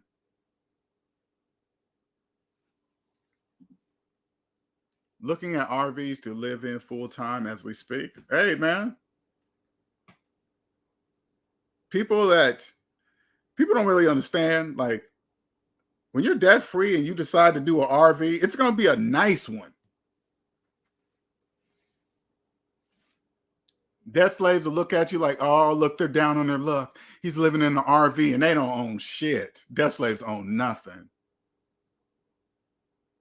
Debt slaves don't own anything. They don't own their cars, their houses, the credit cards in their pockets. They don't own nothing. Their insurance, their life insurance policies, their retirement plans, they don't own nothing. They always tell them, hey, when you retire, you're not going to be making as much as you made, but they still have the same housing. They still have the same mortgage payment when they retire. Having a mortgage payment the whole entire time they had a job, and they still have a mortgage payment into retirement. Talking about, hey, I'm going to leave the house for the kids. You're going to leave what house? Check this out. Debt slaves with people with mortgages believe they can leave a house to somebody. You got to ask the bank. They really think, oh, I'm going to leave this house to my family member. Says who? So you got to ask the bank, can you leave it to that family member? You can't just do that. You don't own the house to do that. People really believe that. Debt slaves say that all the time. Oh, you know what? I'm not going to be renting forever. I want to leave something with my kids. Unless you got some cash to buy a house, you ain't leaving shit with your kids. What are you talking about? You going to leave a mortgage with your kids? Hey, kids, this is yours. Oh, this is our house? Yeah, but this is the mortgage payment. What?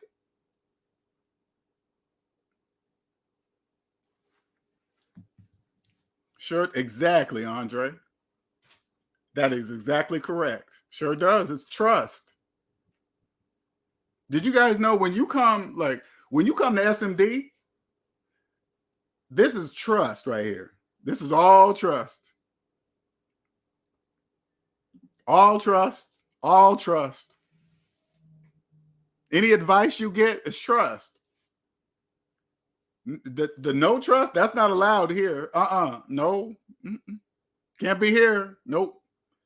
You'll be spotted. Listen, you'll be spotted easily, even if you try to be a pretend SMD family member. You can't pretend to know the psychological piece in capitalism. You can't do that. You can't pretend to know There's a psychological piece in capitalism. You can't do that because you don't even know it exists. It's psychological.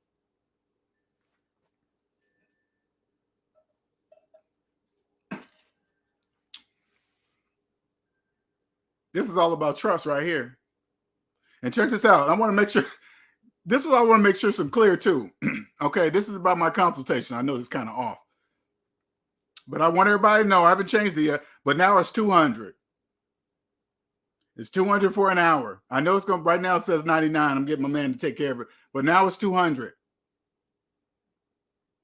Because I need to get to a level to where people stop asking me certain types of questions. Because I like, sometimes people, they will ask me certain kind of questions. I'm like, why are you talking to me then if you're going to do that? That means I'm not charging enough. That's what that means. That's what, every time I get some questions that I don't feel like somebody should be asking me at this particular time, that means I need to go up. So when somebody finally comes to me, they already know that I'm here to give you the blueprint. This is what I'm here to do. Here, this is what you need to do. If you ever want to know what this is it. See the math? Yeah, that's all you got to do is follow the math. That's it. And then you're free.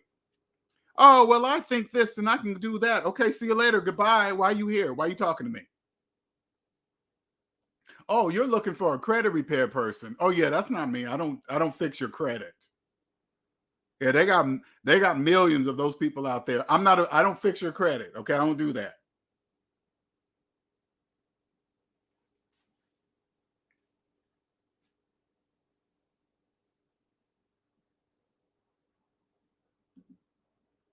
Stocks are going up. See, I'm not even paying attention to that. That means that's the debt slaves. When you see stocks go up, all you got to do is turn to see what the debt slaves are doing. What are they doing? Hey, man, you know, stocks are going up. What are they doing? What are they doing? What's going on over there? What are they making the debt slaves do?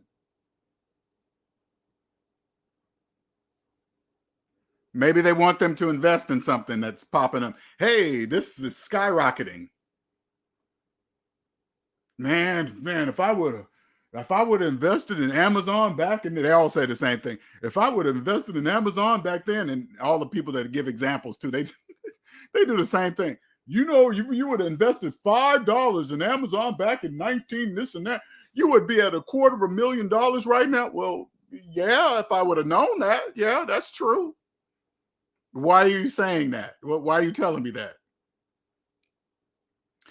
You know, when somebody says that to you, go, you know, you turn to him and say, you know what? If I went to the same school as Elon Musk and we became best buds, we probably would have started this Tesla company together because me and him went to the same school. It sounds so stupid. It's so dumb. What's up, Robert? You can do tier level prices. Well, I'm just talking about to talk to me. Okay, I want to make sure, like, before I allow somebody to have a consultation, I need to make sure they understand what I do, because I don't even want to tell them the prices. Because sometimes people will call me and they will already have their own plan of how they're going to do it. It's like, then why are you calling me if you already have your own plan? The first thing I say is, I'm not charging enough. Because I need them to understand, if they're talking to me, I can do this for you. That's what I do. If you ever want to know the psychological part in capitalism, I can help you get there. I can help you understand it, but you got to just listen to me.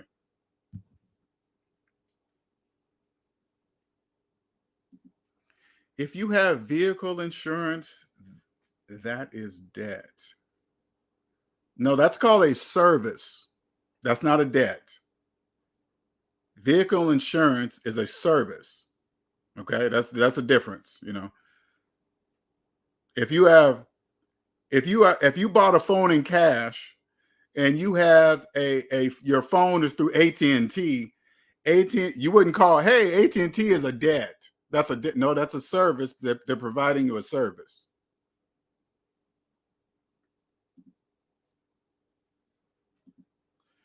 Oh no, I hope my questions. No, no. I talk to a few people every day. Okay, I'm just not saying you. I'm just saying stuff. We disagree on this, but we understand that I can't remain a debt slave. What do we disagree on? Let me see what you're talking about. A prenup is being debt free, not taking the risks. I was just giving my opinion on it. I don't really care what people do about how feel.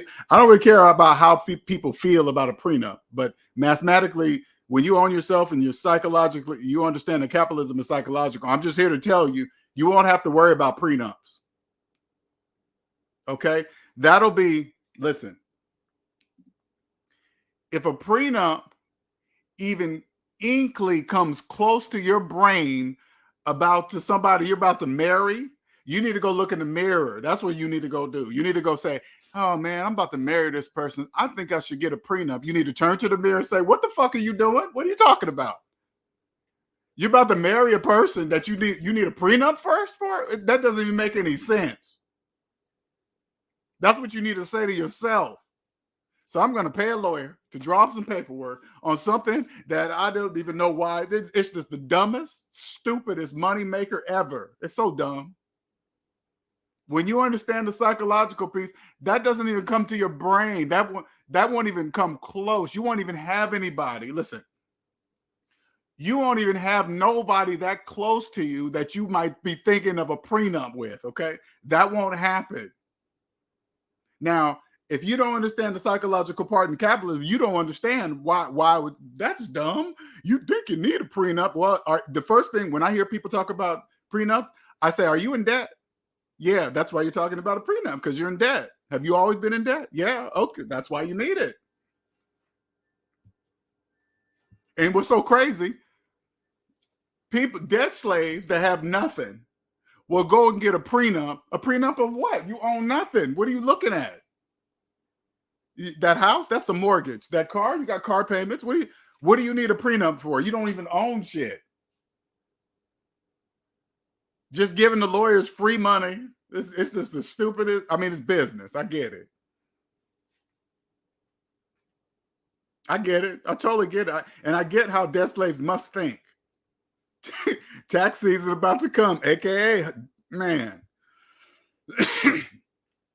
right after Christmas.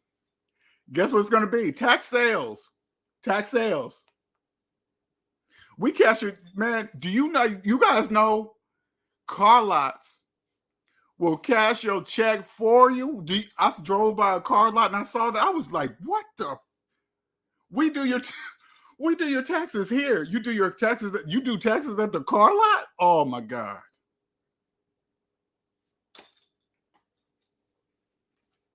I drove by the title loan place the other day where I live in South Carolina. The title loan place car lot was full of cars. Full. I was like, damn, is that CarMax? No, that's title loan. Okay, all right. Full of cars. If you are taking the title of your car to a car loan place, you are in deep financial trouble. Deep. You are very, very deep. If you're taking your car to a title loan place, you are in very deep trouble.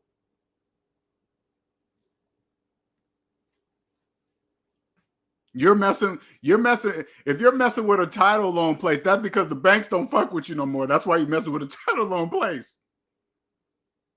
They don't mess with you no more. No. Don't even walk into the bank at all. Nope. Sorry. The title loan places, they're about to pick the last remaining financial meat on your bones. They're about to take your car. Car might be worth $2,000. They're gonna give you a loan of $500, $700. They know you ain't gonna pay it. You know why? Because you're there. The chances of them getting that car are in the 90 percentile. You know why? Because you're in their business, getting money for the title of your car. They're just waiting for the one day you're not going to have the money. Cha-ching.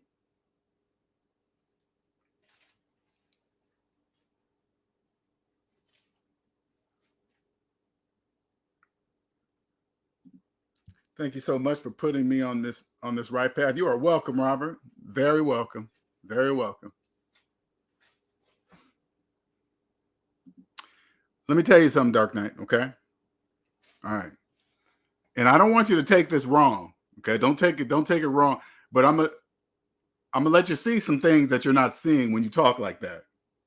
Get a calculator and compare money of alimony. Alimony, prenup. That's not my perspective of the world. Okay. That's your perspective. Alimony and prenups are perspectives of the economy. That's a perspective. That is only your perspective. That's not my perspective. So when you want me to talk about that, I have to go over to your perspective and say, okay, why do you guys do this? Okay, you mess with the wrong person. You fell in love with a booty.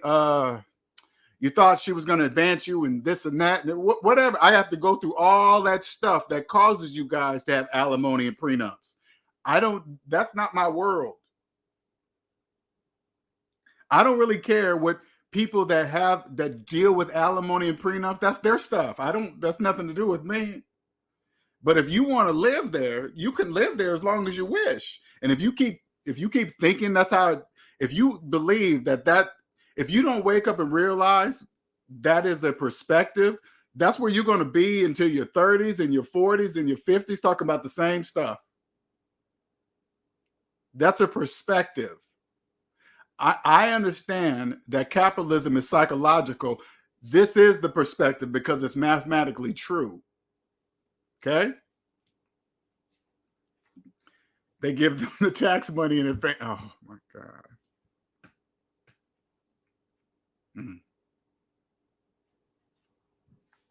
Same with H&R Block or those tax places. We'll give you cash in advance. They sure will. They sure will. How is that legal? A lien on your tax refund. That's exactly what it is. A lien on your tax refund. So obviously they have worked out something with the IRS to where they can step in and say, this person has promised us their check. And the check goes to them instead of the person.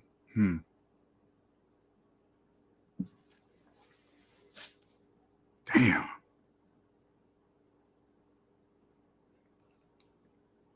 That, and it got, when I see stuff, when I think that all the way through, God damn, God damn. You guys don't even know what that means. Oh.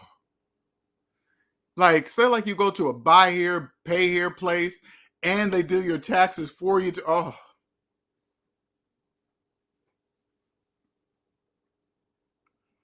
When I drive by a car lot and I see a buy here, pay here place, I'm like, and then I see a couple of people on the car lot looking at cars, I'm like, oh my God, you have no idea. I wouldn't even walk past the car lot like that. No. Oh.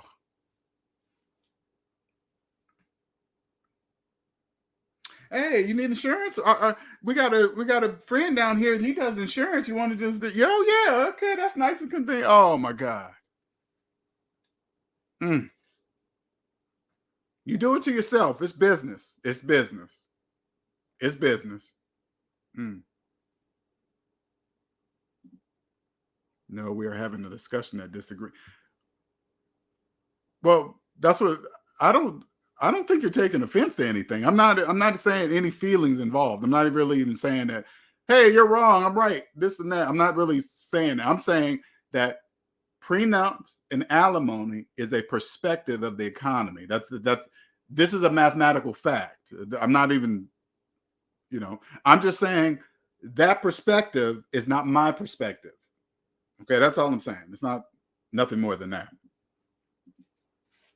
Debt slaves complain about not getting as much on the refund as they did on the previous year. I heard people talking about that. You guys when you get a tax refund, you got debt slaves act as if they're getting some free money, but what they really don't know what they're doing is they gave too much money to the IRS during the year. That's all they did. That's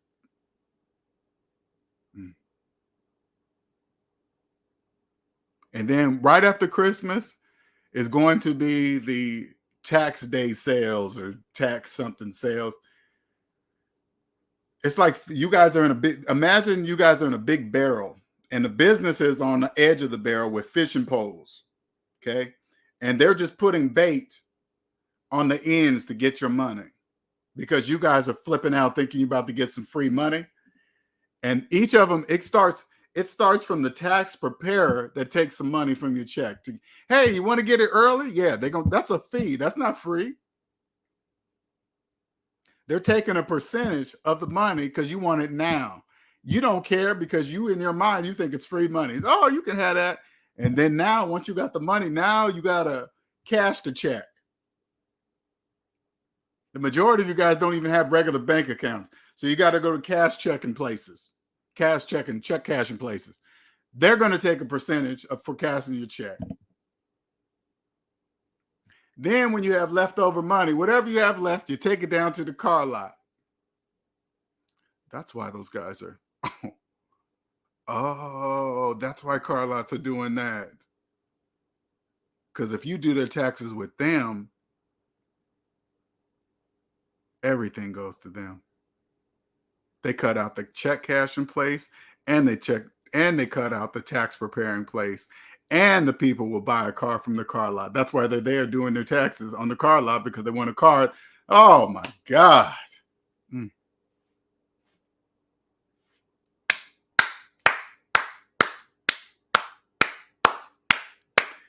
If this is you and you own a car lot and you're doing that, congratulations to you. I mean, you guys are financing high risk people. Okay. You probably got trace trackers and ignition kills. I don't really have that kind of time. I'm not doing all that. If you're selling cars and you got to put ignition kills in them, you got some high risk debt slaves, high risk. And if you are a person that has one of these devices in your car, you're a debt slave. If your car can be remotely stopped by no choice of your own, without you in control, you are a debt slave. I've never had a ignition kill from a place in my car. Never. That's never happened.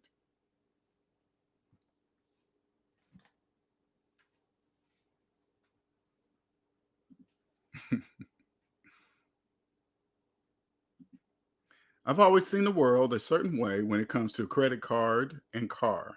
But looking at the world through the lens of SMD, I can now see everything so clearly. And I want people to understand when you start seeing these things, it's really it's almost a self-reflection of you're going to have to be strong, right? You're going to have to be strong to accept these truths because that's what happened to me. I had to accept a lot of truths that, hey, I didn't own this. I didn't own that. Didn't own the car. How did I really put money into retirement? I really didn't. That was very, very difficult. And I made six figures. And when I say that, even when I say I made six figures, people that have never made six figures will say, well, Jay, you made six figures. It was easy for you. I want you guys to understand it has nothing to do with me making six figures. The amount of money a person makes, it doesn't matter. They're a debt slave just making that amount of money. Okay. Usually people that make six figures, they got triple your debt. That's what I want to make sure when people see that, oh, this person made six figures, all you need to know is that times your debt by 3, and it's probably their debt because they make six figures.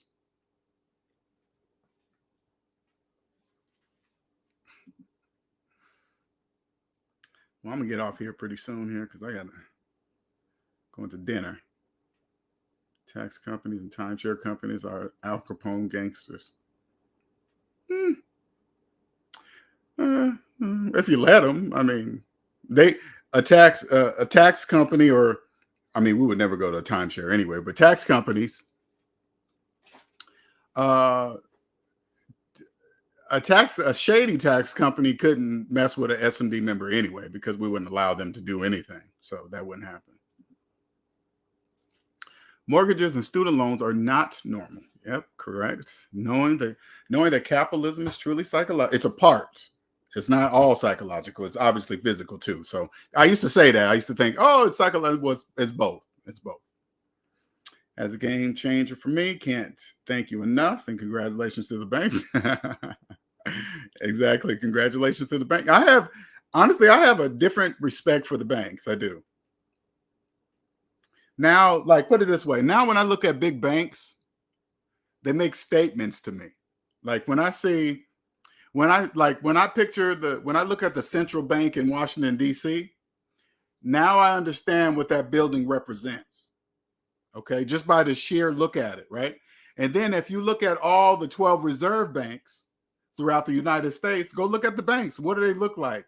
They look like they command respect. The building that says, we run shit. That's what the building says. We run stuff. We run it. Because what you guys don't know, like the 12 reserve banks, the banks in their areas have to report to them. The banks have to report to them, and then they go to the big guy. Okay, that's how it works. Hey, what you guys do? They tell the reserve bank in their area, and then the reserve banks tell the big bank. This is what these guys are doing. And so when the banks share all their information, they're just saying, hey, this is what the debt slaves are doing in our area. This is what the debt slaves are doing in our area. Look how much money they borrowed. They can't keep up with the payments or whatever they're telling them. I don't really care. It's just business. I don't care. But I'm just saying, hey, this is what they do. Okay, this is what we're going to do. And then they just do what they do. Because what you guys don't understand, there must be balance. It has to be. It has to be balanced. I understand, with understanding the psychological part in capitalism, I know it's nothing without you guys, debt slaves. It's nothing without you. You guys just don't know that. And that's the psychological part. That's how it's supposed to be. But you get to choose. That's the wonderful thing about this system. You get to choose to be on the positive side or the negative side. It's your choice. You believe the calculator or you don't. If you believe you own a home with a mortgage, you're on the negative side. If you own a house with no mortgage, you're on the positive side. See, that's the difference.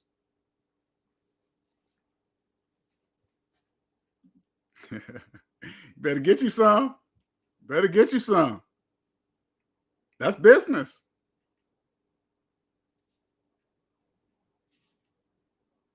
Hey, the feds are raising the interest rates a 0.5 point. Oh my God. And then the other side, that's the negative side. Come on the positive side. Oh, hell yeah. Oh, you better get you some. They're raising it how much? Oh, yeah, honey. Yeah. You know that Ferrari that you wanted? Yeah, go ahead and pick that one up. Yeah. His and hers. Yeah, the feds raised the interest rates. Yeah, go his and her Ferraris. I want the top, the one with the brown seats, the tan leather. Yeah, that shit. Yeah, get that. Thank you. Click.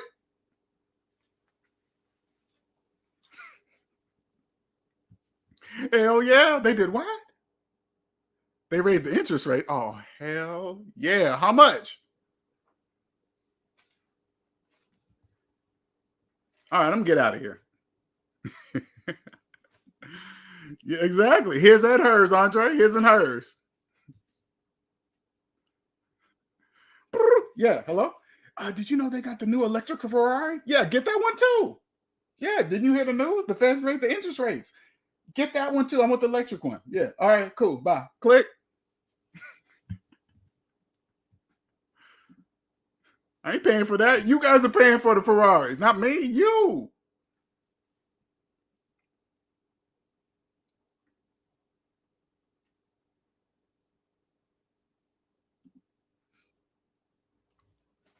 All right. I guess I'm gonna wrap this up. I put the link out there. See if some newbies wanted to come up and ask some questions. All right. Let me give a consultation. You can reach me at SavingsMinusDebt.com. Let me put this link up here. Oh no, not that. Right there. And My Cash App, SavingsMinusDebt. And my email, SavingsMinusDebt@gmail.com.